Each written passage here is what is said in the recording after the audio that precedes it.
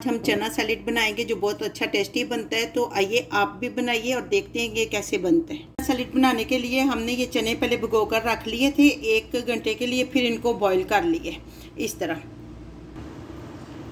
1 tablespoon हम cooking oil डालेंगे, आप ऑलिव ऑयल भी डाल सकती हैं।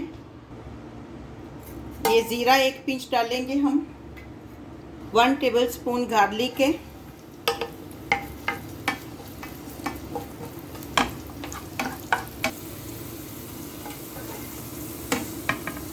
अब हम इसमें चने जो है ना वो डाल के इसको फ्राई करेंगे 3 से 4 मिनट तक। 1/4 टेबलस्पून नमक है, आपने अपने टेस्ट के हिसाब से कम या ज़्यादा डालना है। रेड चिली ये भी आपने अपने टेस्ट के हिसाब से डालना है। मैंने 2 पिंच डाली क्योंकि हम कम खाते हैं तीखा। इसको अच्छी तरह आपने फ्राई करने। 2 पिंच ज़ीरा पाउडर हम डालेंगे। 1/4 टेबलस्पून धनिया पाउडर, ये भुना कुटा है। इनको अच्छी तरह मिक्स करेंगे। टेबलस्पून चाट मसाला डालेंगे। थोड़ा सा पानी ऐड करेंगे ताकि मसाला जले ना।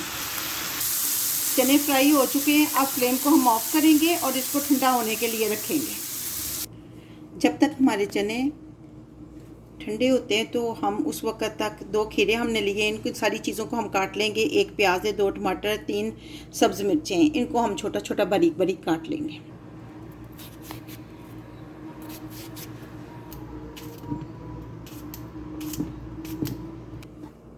इन सारी चीज़ों को हमने बारीक बारीक काट लिया है।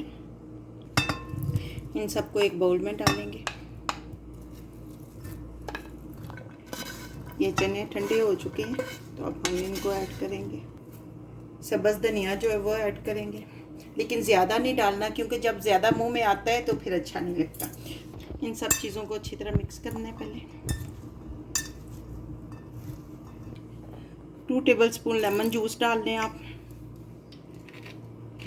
1 टेबलस्पून जैतून का तेल डालेंगे। सारी चीज़ों को मिक्स करेंगे। आपका चना सैलेड रेडी है। खाएं और एंजॉय करें।